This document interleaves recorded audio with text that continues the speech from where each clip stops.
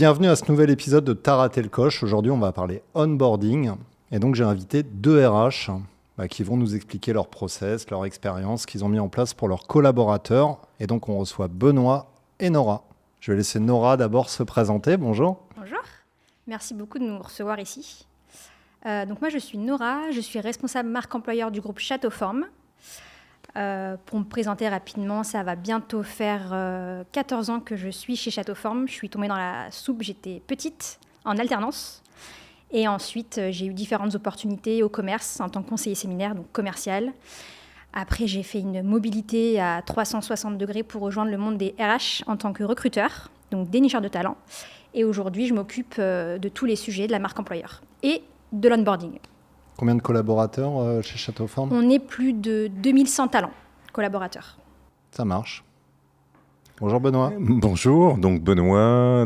Moi je suis le directeur du développement RH chez Kiloutou. On cherche plus particulièrement des filiales et des supports, plus un certain nombre de grands projets dont le onboarding fait partie. Et un peu comme Nora, vieux produit de Kiloutou, puisque moi c'est un peu plus de 15 ans et ça a toujours été dans les ressources humaines parce que c'est une passion. T'étais alternante toi aussi ?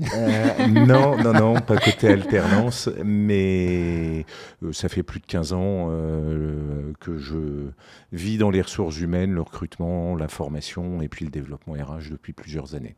Voilà. Alors, ce onboarding, l'accueil des collaborateurs, collaboratrices, c'est quelque chose sur lequel vos entreprises ont mis l'accent depuis quand ? Je commence ? Ouais. Alors moi, depuis très longtemps. Sincèrement, je ne saurais pas te dire depuis quand, mais en tout cas, bien avant que j'arrive, ça c'est sûr. Et c'est quelque chose qui a toujours été au cœur du management. Ça, c'est une certitude. On est dans une entreprise vraiment humaniste, age to human to human. Et donc le onboarding... ça parle anglais, quoi. Ah ouais, ça parle anglais. Tu vois, moi, ça... Attention, je n'ai pas sorti la gestuelle encore. Tu vois, le human to human. Mais c'est vrai que l'onboarding, chez nous, il prend une place assez importante. D'ailleurs, c'est pour ça qu'on a un vocabulaire qui est bien particulier. On l'appelle le bienvenue dans la famille. Ok. Alors nous, ça n'était pas une pratique pleinement intégrée. Donc c'est vraiment quelque chose qu'on a travaillé juste avant le Covid. J'ai presque envie de dire malheureusement parce que le Covid nous a pas aidés.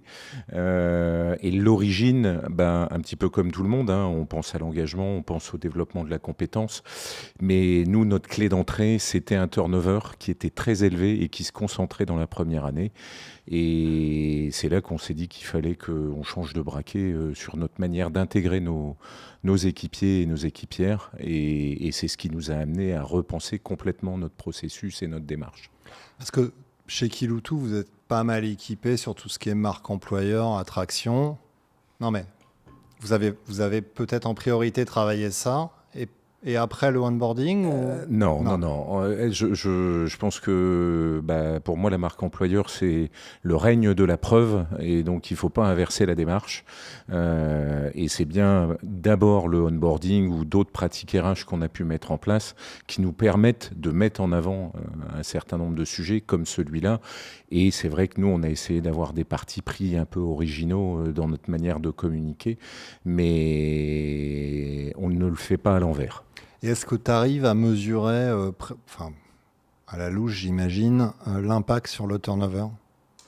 Alors oui, puisqu'il a baissé de 6 points. Alors tout n'est pas dans l'intégration, mais là, depuis l'année dernière, on a une pratique plutôt bien installée et ça génère un certain nombre de faits sur notre taux de turnover, qui était très élevé, puisqu'on était sur des taux qui pouvaient dépasser 25% et qui aujourd'hui se sont rapprochés de 20% et notre volonté est d'être autour de 15%. Sachant que ta moyenne marché à toi, c'est 30-35. On est sur des métiers qui, par nature, malheureusement, sont générateurs de turnover. Voilà. Et alors, comme on dit souvent, hein, quand on se regarde, on a envie de pleurer, mais quand on regarde ceux qui sont autour, on se console très vite. Ouais. Et on se rend compte que, au final, Kiloutou ne s'en sort pas si mal que ça. Mais c'est sûr que quand on regarde les chiffres de manière un peu brute, il y a des univers qui se portent très bien. Maintenant, on est sur des métiers qui sont en très forte tension, et ça rend les choses compliquées. Et on va mesurer, nous, la qualité de l'intégration. On demande aux collaborateurs de noter. Et aujourd'hui, on est sur une note qui se rapproche de 8,5 sur 10. Et là où on était très, très loin avant. Donc, pour nous, c'est un vrai signe. Et quand on échange avec différents partenaires, ils nous disent que on fait partie des meilleurs scores. Donc on se dit que ce qu'on a fait est plutôt efficace. Et toi, Nora, alors c'est pas le même secteur d'activité, donc j'imagine pas que tu sois à 25 ou 30 points de turnover. On est un peu moins, on est sur du 15. Ouais. Mais est-ce que c'était au départ, ou est-ce que ça fait partie dans le cadre de l'amélioration du process d'onboarding? Est-ce que c'est un objectif qui est visé, directement lié au turnover, ou c'est autre chose qui est attendu? Non, c'est plutôt autre chose. Nous, c'est plutôt de faire perdurer notre culture. On a une culture d'entreprise qui est très forte. Vous mangez tout le temps? On mange tout le temps, c'est bien vrai. On mange bien à Châteauforme, on a cette chance. Mais c'est vrai que c'est important pour nous, dès les premiers instants en fait, du parcours candidat, de pouvoir lui transmettre cette culture et lui indiquer un petit peu ce qui va se passer durant les mois, années à venir. Voilà. Pour nous, c'est impensable de ne pas recevoir un nouveau talent comme il se doit, tout comme nos clients en fait. On fait toujours ce parallèle, client-talent. Toi aussi? On a la même logique. Alors, on ne parle pas de talent chez nous, on préfère parler d'équipiers ou d'équipières parce que la dimension collective, elle est importante dans le métier. Mais c'est la même logique. Voilà, client, collaborateur, équipier, talent, c'est la même chose. À un moment, faut savoir donner envie et puis il faut prouver que l'entreprise va être au rendez-vous. Alors, je vais vous demander rapidement quand même de m'expliquer votre process d'onboarding avec ses particularités, ses spécificités et qui est embarqué dans le process. Qui commence? Je me lance? Allez, je me lance. Alors, pour nous, le parcours, il va être sur 2 profils de talents. Donc, on a les talents qui sont dans nos maisons de famille, c'est-à-dire les sièges, et les talents qui sont dans les maisons, donc les lieux où nous recevons nos clients. Pour autant, ces 2 parcours ont un socle commun, qui est l'arrivée, en fait, les premières heures, où on va remettre ce qu'on appelle chez nous un baluchon. Donc, c'est tout simplement un tote bag dans lequel on va avoir les documents de la culture, le contrat de travail, etc. Moi, mon objectif, c'est d'être support, en fait, à tous les leaders afin de leur faciliter la tâche pour qu'ils puissent remettre ce baluchon comme il se doit. Ce que je dis tout le temps, c'est pas remettre un sac pour donner un sac. Moi, ça, c'est quelque chose qui me rend dingue. Je préfère à la limite qu'il n'y ait pas de remise de baluchon et que ce soit fait plus tard, parce que c'est du temps que l'on consacre aux nouveaux talents. Aujourd'hui, tout va vite. Là, si on temporise, on est sur le jour 1, l'arrivée. Jour 1, exactement. Okay. C'est le leader qui prend le temps d'accueillir le talent comme il se doit. Il n'y a pas de pré-boarding? Pré-boarding, on va maintenir le lien. C'est le leader qui va le réaliser avec son équipe. Donc là, pour moi, c'est plutôt un challenge à animer pour l'année justement qui arrive. Axe d'amélioration? Exactement, ouais. Nous, on est vraiment... le parcours démarre vraiment comme il se doit dès lors que tu mets les pieds dans nos maisons ou à la maison de famille. Et c'est un enjeu pour moi, c'est vrai, le pré-onboarding. J'ai des leaders qui le font, qui prennent des nouvelles de leurs nouveaux talents très régulièrement avant qu'ils arrivent chez nous, photos d'équipe, etc., prendre des nouvelles. Mais c'est vrai que c'est un enjeu pour moi. Ouais. Et ensuite, le baluchon, comme le disais, c'est un acte leadership vraiment. Puis le talent, que ce soit en maison de famille, va partir sur site, là où tout se passe en fait, dans nos lieux.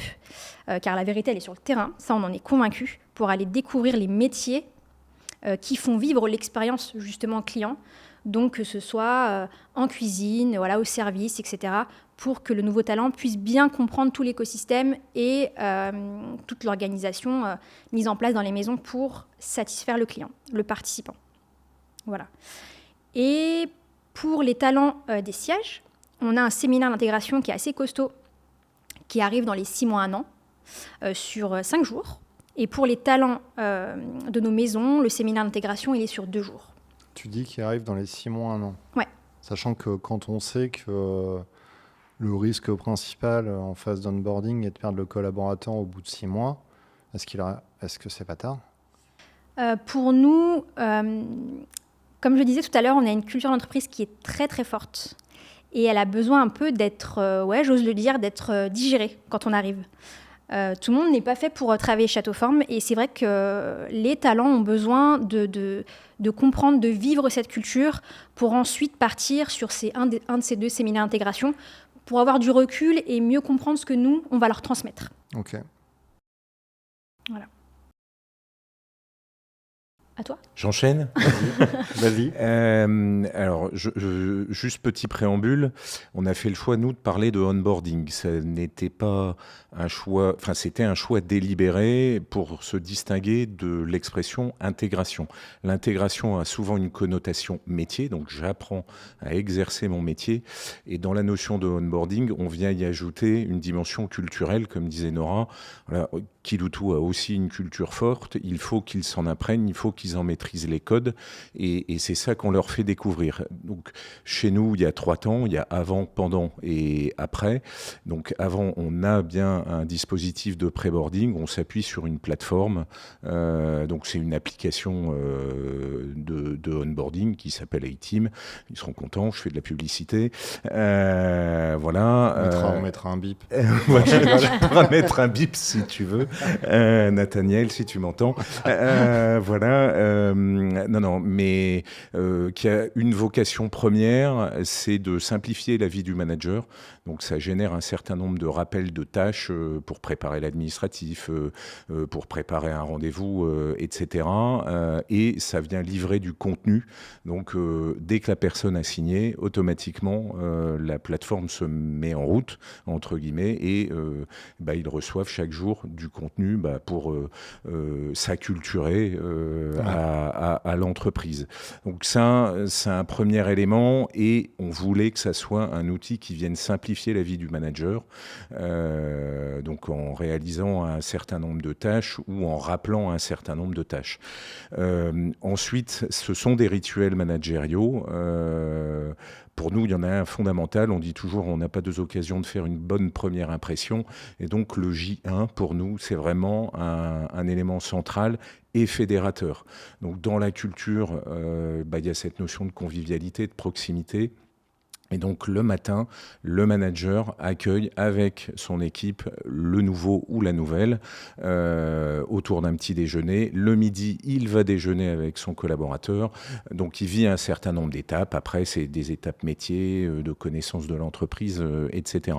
Et ensuite, dans les rituels du manager, c'est 1 fois par semaine, il doit rencontrer son collaborateur pour faire un point dans son avancement. Et donc ça, c'est le premier mois. Et le 3e mois, c'est plutôt un point 1 fois par mois. Et nous, on vient y associer derrière un planning d'intégration, donc qui le suit. Généralement, c'est des parcours qui vont tourner entre 4 et 8 semaines, suivant les métiers que vous exercez.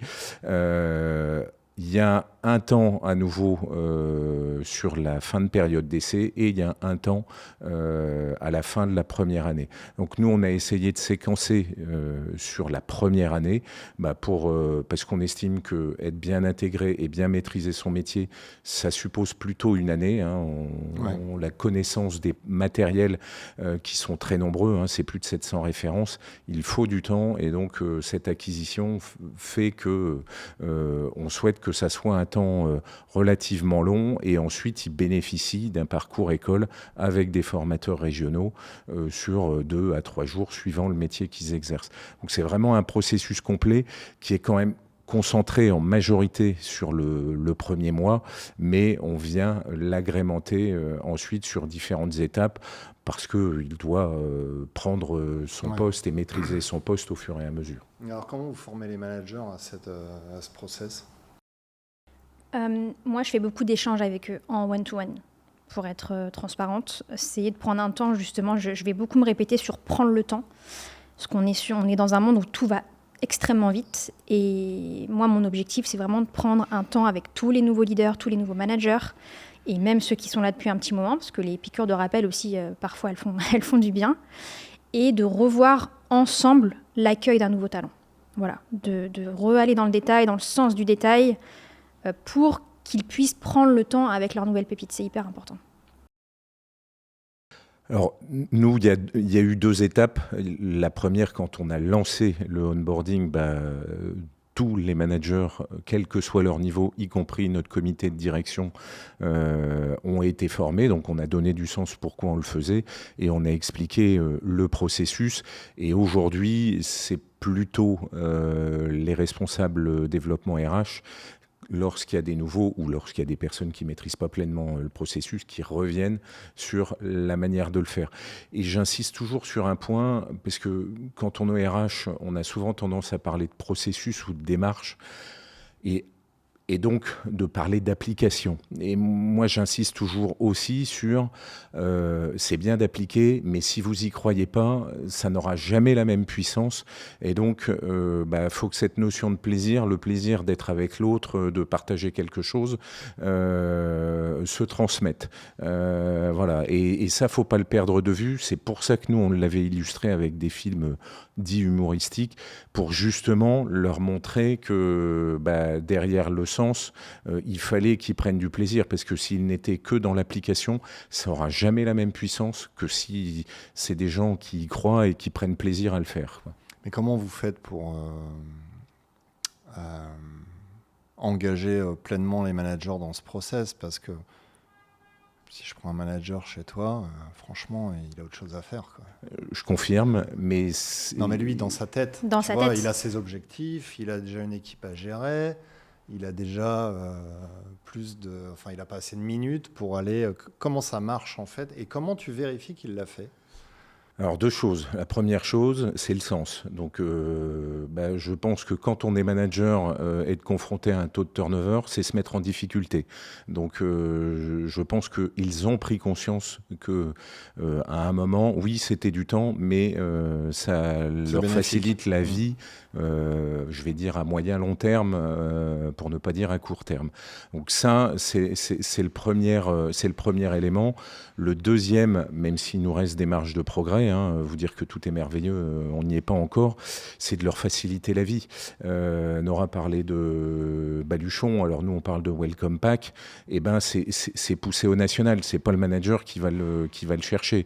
Les rappels de tâches, ça leur arrive directement pour qu'ils se libèrent un peu sur le plan mental. Donc cette notion de facilitation, c'est pour moi un élément qui entre en ligne de compte. Et tu demandais tout à l'heure, c'est quoi les améliorations futures? Pour moi, je pense qu'on a un processus qui tient plutôt la route. On peut continuer encore de l'améliorer, mais la ligne de progrès, pour moi, elle est là. C'est comment on arrive toujours à simplifier, fluidifier la vie du manager dans le processus d'intégration. Et ça, c'est du ressort de la RH. Ouais. Nous, on a une petite subtilité, on est dans les métiers de l'accueil. Donc, ce qui anime tous les talents à Châteauforme, c'est faire plaisir. Faire plaisir à nos clients, à nos talents. Et ça aussi, c'est vu dès le recrutement. Parce qu'on recrute surtout par les valeurs, par les soft skills. Donc, on s'assure d'une certaine manière que nos leaders, en fait, aiment faire plaisir. Comme je disais, que ce soit un client ou un talent, je ne dis pas que c'est inné chez nous, mais si c'est inné, c'est ce qui nous fait vibrer en fait dans notre quotidien. L'accueil, le bien recevoir, créer de la satisfaction, créer du souvenir, créer de l'émotion. Donc, c'est pour cela que je disais qu'il y avait une petite subtilité, c'est un peu plus simple entre guillemets chez nous par rapport à une entreprise classique, parce que c'est ce qu'on est en fait, déjà dans le métier de l'accueil. Ensuite, tu demandais comment on s'assure que c'est bien fait. Alors nous, dans les maisons de famille, dans les sièges, on va le voir à un moment donné dans le parcours du talent. Moi, je vais peut-être l'observer pendant les séminaires, ou en tout cas dans la vie du talent. S'il y a eu un onboarding peut-être raté, parce que ça peut arriver, on va le voir parce que le talent va poser des questions, il va être dans l'interrogation, il va peut-être nous faire remonter à travers du feedback, parce qu'on a la culture du feedback qui est vraiment ancrée en nous. Donc ça va être plutôt du retour qualitatif pour nous sur l'onboarding. Toi, tu l'évalues pas, les nouveaux arrivants non, pas encore. C'est surtout pas le process. C'est surtout du qualitatif à l'issue du séminaire d'intégration qui justement vient clôturer un peu le parcours entre 6 et 1 an. Ok. Alors que toi, très clairement, tu évalues à quel moment ? En fin de compte, nous, on voit si le collaborateur a suivi toutes les étapes sur la plateforme on vient le sonder sur est-ce que les différentes étapes ont été vécues et appréciées. C'est pour ça que je suis en capacité de dire, on a une note de 8,5 et c'est plutôt un gage de qualité à nos yeux. Après, au bout de combien de temps tu demandes cette note ? Tu l'obtiens au bout de quoi ? 3 mois. 3 mois. Au bout de 3 mois. Est-ce que tu réévalues au bout de 6 mois ? On ne réévalue pas aujourd'hui au bout de 6 mois. Parce qu'on considère que l'essentiel du parcours est quand même dans les premiers mois, mais ça sera peut-être quelque chose à rechallenger. Ça marche, top. Il y a des innovations, des choses que vous souhaitez développer à l'avenir, ou dans ces process, qu'il y a des choses que vous auriez envie de remanier ou d'introduire C'est surtout le pré-onboarding qui pour moi nécessite d'être challengé parce qu'aujourd'hui, justement, comme je le disais tout à l'heure, tout va très vite et à mon sens, on se doit de maintenir, de créer le lien plutôt avec le nouveau talent avant même qu'il soit dans l'entreprise. Pour éviter de se faire ghoster dans ton secteur, ça arrive souvent. Ça. C'est clairement quelque chose qui arrive fréquemment et là, c'est plutôt dans des échanges informels. Tous me disent, tous les collaborateurs ou trices qui sont rentrés nous disent ça nous fidélise d'entrée, ça nous donne envie d'entrer, parce qu'à un moment notre président parle, on explique le projet, les valeurs de l'entreprise, et ça vient porter quelque chose qui à nos yeux est important. Nous dans les pistes, il y a la facilitation de la vie du manager qui reste, un élément à nos yeux important. Et puis il y a le côté, alors je vais dire gamification, je ne sais pas si c'est le bon terme, mais sur la plateforme, c'est un contenu assez descendant qui peut être vidéo, écrit et autres. Et on voudrait rendre la chose un petit peu plus ludique. Certaines entreprises le font. Et donc on voudrait intégrer cette dimension-là parce qu'on s'adresse quand même à un public relativement jeune, entre guillemets, même s'il y a une ouverture totale. On se rend compte que aujourd'hui, sur nos métiers principaux, on a quand même affaire à un public qui va avoir entre 18 et 27 ans, quoi. Ça marche. Merci. Merci à toi. Je vais laisser Eva vous torturer avec son quiz. Et puis après, Simon viendra compléter mes questions. Pour finir de nous achever. pour vous finir, exactement. C'est parti. Selon vous, les employés préfèrent des évaluations de performance continues ou des entretiens annuels ? Continue. Croyez-vous que le télétravail réduit la collaboration efficace entre les équipes ? Oui ou non ? Non. Quelle soft skill pensez-vous sera la plus importante pour les leaders RH de demain ? Adaptabilité, empathie, pensée critique ou communication ? Adaptabilité. Croyez-vous que le concept de semaine de travail de 4 jours deviendra la norme en France ? Oui ou non ? Aujourd'hui, je vais dire non. Quel est votre environnement de travail idéal ? Bureau traditionnel, 100% remote ou un mix des deux ? Mix des deux. Pensez-vous que l'IA va supprimer des emplois au sein de la fonction RH ? Oui ou non ?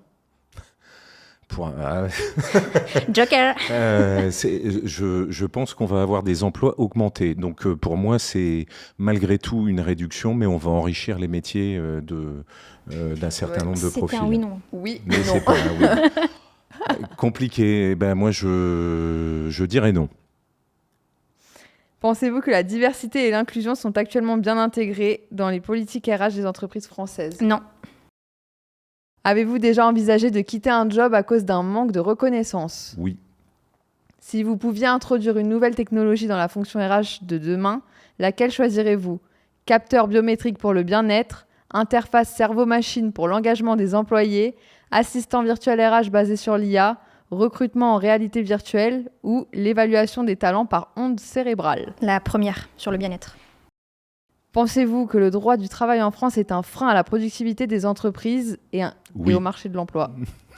Comme ça, c'est clair. Merci beaucoup pour vos réponses. Avec plaisir. Je vous laisse avec la question de Simon. Merci à tous les deux pour l'échange. La question que j'avais en complément de votre échange avec Christophe, c'est de savoir la responsabilité de l'onboarding réussi. Elle est côté RH ou manager ? Moi, je peux répondre, mais pour moi, clairement, elle est côté manager. Ouais, pareil. Spontanément, j'allais dire manager. Ok, manager piloté par les RH. Oui. Je dirais soutenu, accompagné. Ok. Qu'est-ce qui se passe dans votre entreprise quand un manager est exemplaire sur l'onboarding ? Est-ce qu'il a des récompenses particulières ? Et à l'inverse, qu'est-ce qui se passe pour les managers qui ne jouent pas le jeu de l'onboarding ? Est-ce qu'ils ont un impact ? Est-ce que ça a un impact sur leur travail, sur leur évaluation ?